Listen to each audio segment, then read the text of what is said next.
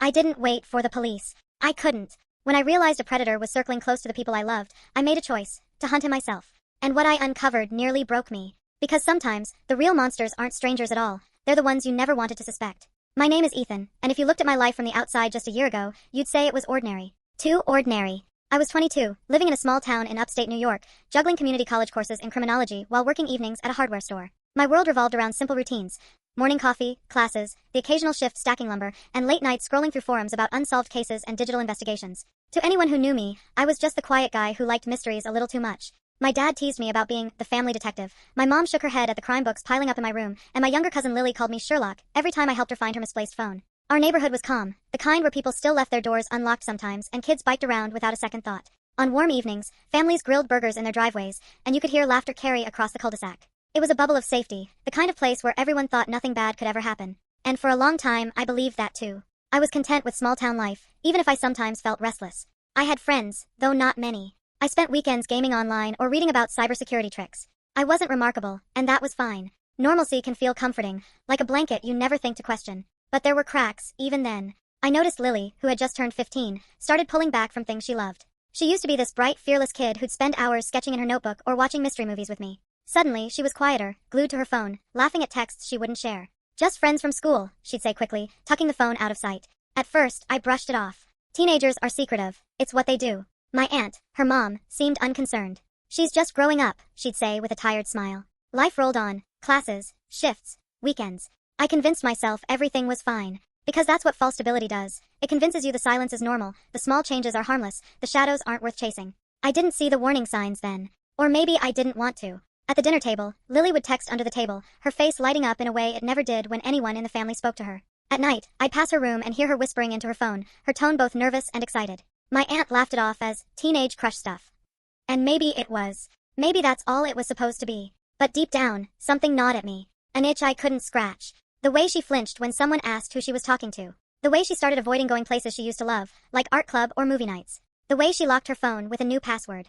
Still, I told myself, don't be paranoid. She's fine. This town is safe. We're all safe. That was the lie I lived in. The illusion that the walls of our little suburb could keep the darkness out. That predators only lived in big cities or on the evening news, not in the glow of a phone screen right in my cousin's hand. It was false stability. And it was about to collapse. The first warning bell didn't crash into me like a thunderclap. It whispered, subtle but sharp enough to make the hairs on my neck stand up. It started with a notification I wasn't even meant to see. One Saturday afternoon, Lily left her phone charging in the kitchen while she ran upstairs to grab something. I was pouring a glass of water when the screen lit up. Normally, I would have looked away, privacy and all, but this time the name caught my eye. Jason_42. The message preview said, don't forget our little secret. Can't wait to see you tonight, winky face. I froze. My stomach lurched. 15-year-old girls don't usually have 30-something men calling them secret. By the time Lily returned, I was sitting stiffly at the table, trying to act normal. She snatched her phone up quickly, almost too quickly, like she was afraid I'd seen something. That night, I lay awake, staring at the ceiling. My brain replayed that single line, our little secret. Maybe Jason was just another kid with a weird username. Maybe it was harmless flirting. But something in my gut screamed otherwise. The next few days, I started watching more closely. Lily was different. Giddy one moment, anxious the next. She'd linger by the window at night, pretending to be sketching, but always glancing at her phone. When I asked her directly, she shrugged me off. Just a friend. But the second bell came soon after. On Monday, I walked past the coffee shop near campus and froze when I saw her through the window. Lily was supposed to be at art club. Instead, she sat across from a man at least twice her age. Baseball cap, dark hoodie, sunglasses, even indoors. He leaned close, too close, whispering something that made her laugh nervously. She kept glancing at the door like she was afraid someone would see them. I ducked behind a car, heart hammering. I watched as he reached across the table, brushing her hand. She didn't pull away, but she didn't look comfortable either. After a few minutes, he stood, ruffling her hair like she was a child, and walked out the back exit. She stayed behind, face pale, clutching her phone like it was a lifeline. My blood boiled. I wanted to storm inside, drag her out, demand to know who that man was. But something stopped me, the look on her face. Not excitement. Not rebellion. Fear. That's when I knew, this wasn't just teen drama. Something darker was happening. That night, I confronted her gently. Lily, who's Jason? Her fork froze halfway to her mouth. Her eyes widened for a split second before narrowing. Nobody. Lily, I pressed. I saw you today. At the cafe. With him. She slammed her fork down. You were spying on me? No, I said firmly. I was passing by. And I saw enough to know he's way too old to be hanging out with you. Her face turned red, tears welling in her eyes. You don't understand. He cares about me. He listens. Not like anyone else. Lily, he's not who you think he is. Stop it, she snapped, bolting from the table and slamming her bedroom door. I sat there, fists clenched, heart pounding. That was the first warning bell. The moment I knew for certain, she wasn't safe. And waiting for someone else to notice, waiting for the police to step in, it might be too late. But I still didn't realize how deep the rabbit hole went. Because the predator wasn't just circling her. He was already inside our lives, closer than I ever could have imagined. After that night, things in our house shifted. Not for my aunt, not for my dad, just for me and Lily. She avoided me whenever possible, hiding in her room, her laughter muffled through the door as she typed furiously on her phone. When I passed, the screen always went dark. And me. I became the shadow. Watching. Waiting. Trying to figure out how to help without driving her further away. The problem was, the more I tried, the more isolated I became. At first, I thought about going straight to my aunt. But how could I? She worked double shifts at the clinic just to keep food on the table. She was exhausted, distracted, and when I hinted that Lily might be talking to someone older, she waved it off. Teenagers exaggerate everything, she sighed. Don't be paranoid, Ethan. She's fine. Fine. That word made me sick. Because I'd seen her pale face at the cafe. I'd seen the way her hands trembled after reading his texts. The truth was, nobody wanted to see it. Not her mom, not my dad, not the teachers at her school. People believed what was easy, and it was easier to believe Lily was just growing up than to face the predator already weaving himself into her life. So, I became the only one paying attention. And it was suffocating. One night, I heard her sneaking out. I watched from my bedroom window as she tiptoed across the lawn and slipped into a car idling at the curb. My stomach twisted. I wanted to run outside, drag her back in, scream. But I froze, staring at the shadowy driver whose face I couldn't see. The car drove off, tail lights vanishing into the night. I sat awake until she came home hours later, her hoodie pulled tight, her face blank. She didn't look like the girl I knew. She looked hollow. The next morning, I tried again. Lily, where did you go last night? She glared at me. You don't get it, he cares about me. He understands me. He's using you. Shut up, she screamed, storming out the door. The isolation deepened. She was slipping through my fingers, and the more I reached, the more she pulled away. Even Dana, my best friend at school, the only one I'd confided in, told me to be careful. Ethan, you can't fix this alone. If you push too hard, she'll run straight into his arms. I can't just do nothing, I muttered. But that was the trap. If I pressed, she hated me. If I stayed silent, he tightened his grip. The messages got creepier. Once, when she left her phone unattended, I saw one flash across the screen. Next time, no excuses. You know what I want. My blood ran cold.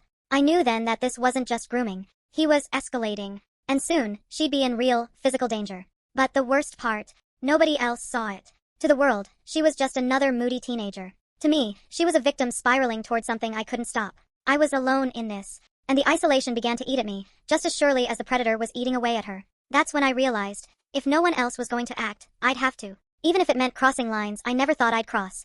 It was a Thursday night when everything cracked open. I'd been restless all week, barely sleeping, haunted by the image of Lily stepping into that stranger's car. I kept asking myself how far it had gone, whether she was already in danger beyond repair. My chest felt like it was splitting under the pressure of carrying a secret no one else wanted to see. That night, I heard the familiar vibration of her phone through the thin wall between our rooms. It was past midnight, and she was still awake, giggling softly into her pillow like she was on a call. I tried to ignore it, but something inside me snapped.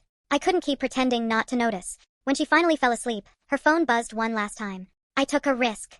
Heart pounding, I crept into her room. She was out cold, her headphones tangled, her face peaceful for the first time in days. Carefully, I slid the phone from her hand. The screen lit up immediately, no lock code. A message banner glared back at me. Tomorrow. Same place. This time, you don't say no. Or I'll tell your family what you've done.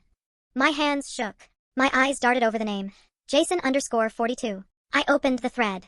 There were weeks, months, of messages. At first, they were sweet, flirty. You're so mature for your age. No one else appreciates you like I do. You're different, special. But then the tone shifted. Darker. Commands instead of compliments. Threats instead of praise. If you tell anyone, I'll ruin you. Send me a photo now. You owe me. And Lily's replies. My stomach knotted as I scrolled. Her words were shaky, full of fear, little okays, and apologies. She wasn't a willing participant. She was trapped. Then came the bombshell. I noticed an attachment. A blurry photo, Lily, standing outside the coffee shop, clearly nervous. The angle was strange, like it had been taken from a hidden spot. But what froze my blood wasn't Lily's face. It was his reflection. In the shop's glass door behind her, faint but undeniable, was a man's outline. Not just any man. I knew that posture. That jawline. That cheap leather jacket. My own father. The phone slipped from my hands onto the carpet. I had to cover my mouth to stop myself from screaming. It couldn't be. Not him. The man who tucked us in as kids. Who grilled burgers on Sundays. Who told us family was everything. But the reflection didn't lie. The messages didn't lie. The monster grooming my cousin wasn't some faceless stranger. It was my father. I staggered back to my room, my brain spiraling. I wanted to deny it, to find some other explanation. Maybe it was a coincidence. Maybe it wasn't him. But the way my gut twisted told me the truth. I had just uncovered a horror living under my own roof. I didn't sleep. I sat on the edge of my bed until dawn, replaying every memory of him through a new, grotesque lens. His late nights out. His random bursts of anger. The way Lily flinched whenever he walked into the room. I had missed it all. By morning, I knew I couldn't stay silent anymore. I tried to tell my aunt first. I cornered her in the kitchen before her shift, voice shaking. "Aunt Claire, it's Dad. He's the one. He's the one talking to Lily." She froze, spatula in hand. "Ethan, that's a terrible thing to say." I saw the messages. I saw his face in a photo. She slammed the spatula down, her eyes sharp. "Enough. Do you realize what you're accusing? Your own father? He provides for us. He loves you. He's hurting Lily. Stop it," she snapped, her voice breaking. She grabbed her bag and stormed out, refusing to hear another word. The rejection crushed me. I wasn't just fighting a predator now. I was fighting denial, the kind that runs so deep people would rather blind themselves than admit the truth. That night, I tried confronting Lily gently, showing her the messages. She screamed at me, tears streaming down her face. "You weren't supposed to know. He said you'd hate me if you found out. He said I was the broken one." "No, Lily," I said, grabbing her shoulders. "He's lying. He's the broken one, not you." But she shoved me away, sobbing. "You don't understand. If I stop, he'll hurt Mom. He told me." She curled into a ball, shaking, trapped in his web of threats. My chest cracked open at her words. He wasn't just preying on her, he was using fear of violence to keep her silent. That was the moment the weight of the revelation hit me in full. My father wasn't just some manipulative creep hiding behind a screen. He was a predator, a liar, a danger to everyone under this roof. And no one else would stop him. Not my aunt. Not Lily. Not the police. Not yet. It had to be me. As I sat in the dark that night, staring at the reflection in that cursed photo, one truth became seared into my bones. I wasn't just Ethan anymore. I wasn't just a scared teenager. I was the only line standing between my cousin and the man who shared my blood. And if he thought I would sit back and let him destroy her life, he was about to learn just how wrong he was. When the truth settled like a stone in my gut, when I could no longer pretend the reflection in that coffee shop photo was a fluke, I stopped being a frightened kid with a secret. I became someone with a mission. There was no space left for doubt, there was only work to do, and the clock was already ticking. I tried the obvious routes first. I called the non-emergency police line, voice clipped, hands trembling. I told them everything I could without letting my words scatter into accusation. They suggested I file a report, come down to the station, provide evidence. "We'll look into it," the dispatcher said in that careful voice that keeps you calm without promising anything. That's when I realized the truth we'd been living under, at home and in the world, was elastic. It bent in favor of anyone who was liked or dependable. My father was both. He taught the Cub Scouts, fixed the neighbor's lawnmower, handed out barbecue skewers at the factory picnic. Who in a blue-collar town would believe the quiet young man who liked true crime forums over the worn man with a steady paycheck? I put the phone down and felt the ceiling spin. Waiting for officials to untangle years of deceit felt like asking a haunted house to remove the wallpaper while the monster still prowled the halls. I couldn't afford to wait. Lily's messages weren't going to stop because paperwork moved slowly. From that point, every decision was driven by urgency. I needed evidence the police couldn't casually dismiss, timestamps, locations, the kind of things that prove pattern and premeditation. But I had to be careful. Any obvious move would alert him and tighten his control. The predator under my roof wasn't an anonymous username anymore. He had feet and keys and the right to be in our house at night. So I built around stealth. Not how to set a trap, but how to make the world see what had been hidden. I started small, photographs of odd receipts I'd found, pictures of the reflection in the coffee shop window, screensh *TS of messages that I'd archived on my own phone. I recorded my conversations with Lily whenever she let me, not to be cruel, but to have her voice, afraid and real, corroborate what the words on the screen showed. Dana, my best friend, became my anchor. She sat with me for hours, a silent witness who kept my hands from shaking when I reviewed a new thread, who drove me to the clinic to make copies of medical records showing when Lily had fainted at school. She helped me convert a jumble of suspicion into something organized and impossible to ignore. We weren't naive. We knew a file full of screensh *TS could be disputed by someone crafty, someone who could invent motive or suggest manipulation. So we needed witnesses. The cafe patron who'd seen my father leave the back exit. She agreed to write a statement after I explained, hands trembling as she recounted the awkwardness of the man ruffling the teenager's hair. A barista recognized my father's jacket in the reflection and signed an affidavit. A neighbor who'd glanced out of his window and seen a car waiting late at night agreed to verify dates. Collecting this evidence felt awful and intense, like stealing tiny fragments of my life back from under the mattress where my father had hidden them. It was also terrifying. Every form I filled, every person I asked for help, I assumed my father might notice. He seemed to possess an uncanny ability to sense when things shifted against him. I could already imagine the cold snap that would come when he realized the web he'd spun was being unraveled by the one person he'd least expect. There was another element I had to consider, Lily herself. She oscillated between panicked withdrawal and the glazed compliance I'd seen in the messages. Any public move could traumatize her further. I didn't want to make her the center of a spectacle that might haunt her for years. But not acting would continue the slow violence. I had to choose between two harms and decide which one was survivable. Late one night, sitting in the dim lamplight with a folder of printouts between my knees, I wrote a plan that wasn't a how-to for harm but a way to remove his power. We would expose him in a place where he was publicly accountable, where other people's eyes would gather and witness. The factory's annual family night was a perfect stage. He loved the applause there. If his bosses, his co-workers, the community could see the receipts, the photos, the timestamps, the patterns, if a crowd of ordinary people could feel the betrayal, then his ability to gaslight would fracture. I hate how black and white that sounds, like some cheap movie beat. In reality, it was messy and cold and full of nights where I stared at my phone and wanted to throw it out the window. Sometimes I wanted to run to the police station and scream everything straight into a recorder and beg for them to do the rest. But the police had been slow when I called. They asked for statements, proof, time. Time was the scariest luxury. So we moved. On the morning of the factory event, my hands shook so badly I could hardly fold the pages together. Dana came over with a backpack filled with evidence, printed receipts, photo enlargements, a thumb drive with audio files, and a written calmly worded statement I'd practiced reading aloud 100 times. We rehearsed the words, clear, factual, not vengeful. If you want to cut a predator down, don't sound like a vigilante, sound like a witness. I thought a lot about morality during those hours. I'm not proud of the fact that I stopped being purely legalistic. I told myself the law is both the rulebook and the thing that often arrives too late. But even as I justified taking action, I kept reminding myself of a boundary I would not cross. I would not inflict harm. I would not manufacture evidence. I would not mirror the ugliness I was attempting to stop. There's a line between justice and revenge that my father had already crossed. I refused to cross it. When the banquet hall filled, the air smelled of meat smoke and a pre-shift beer. My father arrived with his usual large grin, shaking hands, basking in recognition. He had no idea. For a moment I watched him from the doorway and felt, not hatred exactly, but a cold clarity. This man loved attention. He loved to be seen. I had decided to use that to dismantle him. I didn't take the stage.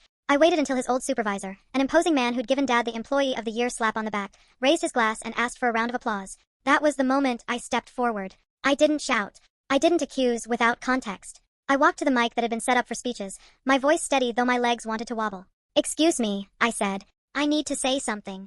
Heads turned. Conversations tapered. My father's smile faltered. "I'm Ethan Morales," I announced. "I'm here because I have to speak about something serious, something that affects my family and my cousin. I want to show you evidence that your coworker, Paul Reyes, has been abusing his position of trust." There was a stutter of collective confusion, that small animal vibration when a room shifts from pleasure to attention. People looked to my father, mouths opening. He turned, eyebrows knitting into annoyance. "What is he talking about?" he muttered, loud enough for me to hear. I held up a photo enlargement of the coffee shop reflection. Heads leaned. Not everyone caught it at first, but when the man in the jacket became recognizable to the regulars, Paul's gait, the way he tilted his head, murmurs moved through the room like a wave. Dana played an audio clip through a small speaker. 2 sentences. Lily, voice trembling, speaking into her phone. "Please stop.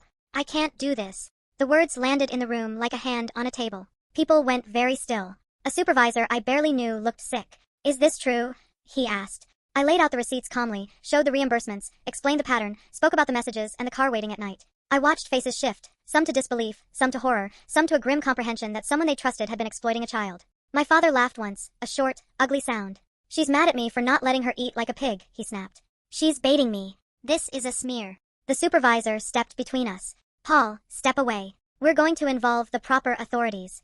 That's when he tried to regain control. He reached for my arm, fingers like iron. "Ethan, what are you doing? You're humiliating me." But he was shaking. The public glare is a different kind of justice. It makes liars sweat. I had expected rage, maybe a fight. Instead, what I felt was a terrible, deep pity. For what he'd done, for what he'd become. For the years he'd traded care for profit. It didn't soften me. It sharpened my resolve. Security took him aside while someone called the police for a real response this time. I sat down and felt a strange fatigue wash over me, relief threaded with the beginning of grief. We had forced the hand of the community, the first shaky step toward accountability. I knew the road ahead would be long. Investigations, protective orders, court hearings. I also knew that exposure in a room full of witnesses had broken the immediate power he had to gaslight and int asterisk mid-8 in the small private sphere where he thrived. Most of all, I felt Lily's absence like a missing pulse. I wanted to find her then, to wrap her in a blanket of real flesh and blood care and tell her she had been seen and believed. But even that was not simple. Trauma complicates rescue. She was an adult by some legal definitions and a child by others, dependent both in law and in fear. So the counterstrike was not a single heroic blow. It was 1,000 small, deliberate acts folded into one night. The collection of evidence, the coaxing of witnesses, the choice to speak publicly, the refusal to let institutional slowness be a shield for the predator. It wasn't about me feeling powerful. It was about making sure she had a fighting chance, and that a man who had spent years hiding behind family dinner plates and factory camaraderie would not be left to do so again. When the police finally arrived, this time acting with immediate purpose, the tone had shifted. Officers took statements, collected files, and for the first time I watched the system move in a way that matched the scale of the harm. He was detained for questioning. The supervisor who'd once clapped him on the back helped the officers by handing over company records when asked. I don't pretend it felt like victory. It felt like the start of a very slow, necessary unraveling. We had stopped one thread from being pulled further, but the web itself would take time to tear down. At home afterward, Lily avoided eye contact. She was sullen, not because she had been exposed, but because exposure meant consequence and change. I sat on the foot of her bed, held her hand, soft, small, and told her without theatrics, "You didn't cause this. You're not alone. We'll walk it together." Her shoulders shook. For a long time, she wouldn't say much. Eventually, she barely whispered, "I'm sorry." I kept my anger out of my voice. "It's not your fault," I said. "We'll make sure no one else can touch you."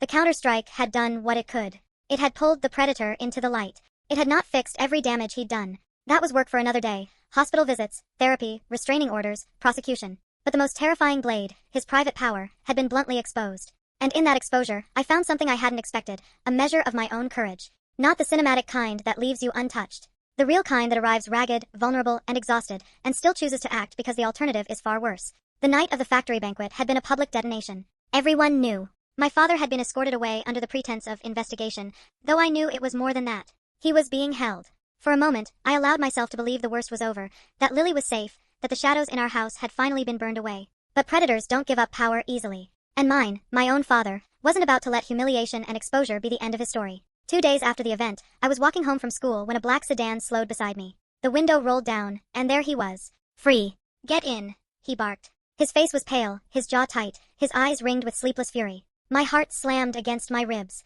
"You're not supposed to be near me," I said, gripping my backpack like a shield. He sneered. "That restraining order? Paper means nothing. You think you've won because you embarrass me in front of drunks and co-workers?" He leaned closer, his voice low. "You ruined your family, Ethan. You betrayed me. And for what? A stupid girl who'll probably end up blaming you anyway."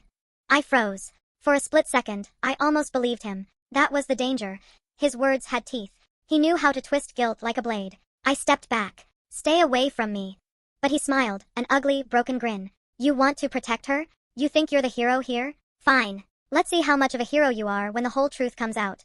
Then he sped off, leaving me in a swirl of exhaust fumes and dread. That night, the threats escalated. Anonymous numbers spammed my phone. "You don't know who you're messing with. She'll never forgive you." Family turns on family.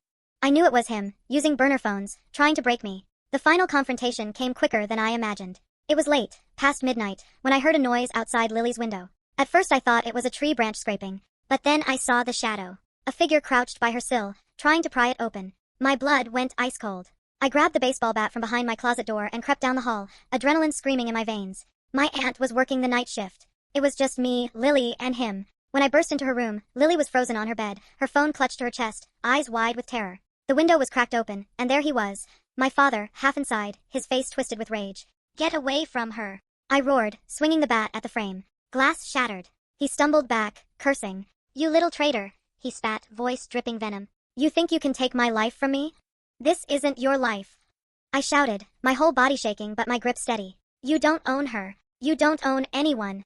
For a long moment, we stared at each other, father and son, predator and protector. The air was thick with years of lies, dinners eaten in silence, fake smiles plastered over rot. Then he lunged. I swung the bat, connecting with his arm. He howled in pain but shoved forward anyway, grabbing my shirt. We crashed against the dresser, knocking books and picture frames to the ground. Lily screamed, her voice high and raw. I fought like I'd never fought before. Not with skill, not with grace, but with every ounce of rage and fear and love I had. This wasn't about me winning, it was about making sure he didn't take another step toward her. The commotion drew neighbors. Lights flicked on across the street. Someone shouted they were calling the cops. My father realized it too. He shoved me hard, sending me sprawling, and scrambled back through the broken window, blood trailing down his arm. He disappeared into the night, leaving chaos in his wake. The police arrived minutes later. This time, there was no hesitation. Broken glass, bruises on my arms, Lily's terrified testimony, it was undeniable. He was hunted, tracked down within hours, and finally, truly, arrested. But the confrontation didn't end there. The real battle wasn't fists and broken glass.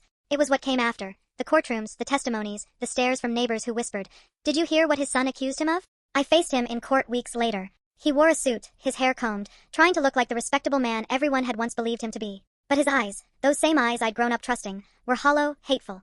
The prosecutor played the recordings. The jury saw the reflection photo. They read the messages. They heard Lily's voice crack as she described the manipulation, the threats, the way he made her believe she was the problem. And when it was my turn to testify, I looked directly at him. My voice didn't shake. "You sat at our dinner table every night," I said. "You asked me about my homework. You pretended to be a father. But you were planning something disgusting the entire time. You thought no one would ever see. Well, I saw. And I will never let you touch her or anyone else again. His face barely moved. Just a faint smirk, as if he still believed he could win. But when the jury foreman stood and read the verdict, guilty on all counts, that smirk finally cracked. The final confrontation wasn't one swing of a bat, one night of violence. It was the long, grueling exposure of who he truly was. And the moment the cuffs clicked around his wrists in that courtroom, I knew the predator had lost the power he once wielded like a wee *p***n. But even as relief washed over me, I also knew the scars would remain. For Lily. For me. For the family we thought we had. And that would be the battle we'd face long after the courtroom lights dimmed. The day the gavel fell and the verdict was read aloud, I thought that would be the moment of release, the instant when all the chains binding me, binding Lily, would shatter. But freedom doesn't arrive with a bang. It comes in fragments, in hesitant breaths, in small steps toward a life you're not even sure you deserve anymore. When my father was led away in cuffs, there was no victorious cheer inside me. Only exhaustion. I sat there in the courtroom as people shuffled out, my aunt crying silently into a tissue, Lily clinging to my sleeve like she was afraid I'd vanish if she let go. The predator was gone, yes, but the damage remained, etched into every corner of our lives. In the weeks that followed, the weight of what had happened settled differently on each of us. My aunt was riddled with guilt. How could I not see it? She whispered over and over, her voice hollow. She scrubbed the counters obsessively, as if cleaning could erase years of denial. I tried to tell her it wasn't her fault, but the words never landed. Sometimes people cling to blame because it's easier than sitting with helplessness. Lily drifted between silence and outbursts. She'd throw her phone across the room if a notification startled her, then retreat into herself for hours. Nightmares woke her, trembling and drenched in sweat. More than once, I found her sleeping on the floor of my room, needing proximity to feel safe. Each time, I stayed awake beside her, vowing silently that I would never let anyone make her feel hunted again. As for me, I walked with shadows. Even simple things, hearing footsteps behind me on the street, seeing a man in a leather jacket, sent adrenaline surging. People at school looked at me differently. Some avoided me, afraid of the darkness clinging to my name. Others whispered cruel things. That's the kid who turned his own dad in. They didn't understand. They couldn't. Therapy became our lifeline. At first, Lily resisted. Talking doesn't fix anything, she snapped. But over time, she began to open up in those quiet offices where the air smelled of lavender and old books. She cried, screamed, and sometimes just sat in silence while the therapist reminded her that she was safe now, that none of it had been her fault. Slowly, her laughter returned, not the nervous giggle she had with him, but the real kind, sharp and bright. It was like watching a flower bloom after a storm nearly uprooted it. I went to therapy too, though I didn't admit it to most people. I talked about the rage that still bubbled, the confusion of loving pieces of the man I hated, the way betrayal had carved me into someone unrecognizable. The therapist told me something I hold on to even now. Justice doesn't erase scars, Ethan. But scars are proof you survived. I think about that every day. Our house changed. We boarded up the window he had tried to crawl through, then replaced it entirely. My aunt got new locks, new curtains, even repainted the living room. Fresh start, she said. But some nights, when the air was too still, I swore I could still feel his presence lingering in the walls. Healing isn't linear. It's jagged, unpredictable. But it's real. As months passed, news of the trial spread. My father's old co-workers couldn't look me in the eye. Some neighbors avoided us completely. Others quietly slipped notes into our mailbox. Thank you for speaking up.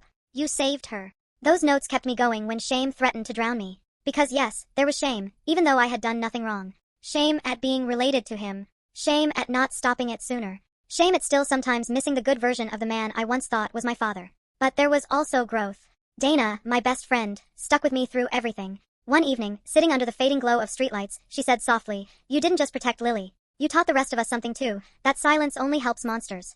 Her words landed like an anchor. For the first time, I began to see my actions not as betrayal, but as survival. As resistance. The aftermath reshaped my future too. I found myself drawn to advocacy, to speaking out against predators who hide behind normalcy. I started small, posting online, sharing resources for victims, volunteering at youth groups. People listened, sometimes cautiously, sometimes gratefully. My story wasn't unique, I discovered. There were others who'd faced similar horrors, others who needed to know they weren't alone. I became determined to be the voice I once needed. As for Lily, she's still healing. She may always be. But she's painting again, filling canvases with wild bursts of color. Her art is chaotic, sometimes haunting, but undeniably alive. One afternoon, she showed me a piece she'd titled Phoenix. A figure rising from flames, wings scorched but unbroken. "That's me," she said, her voice steady. And in that moment, I believed her. The last time I saw my father was in court during sentencing. He wouldn't look at me. When the judge gave him years behind bars, he didn't flinch. Just stared ahead, blank, as if refusing to acknowledge me or Lily at all. And maybe that was the final act of control,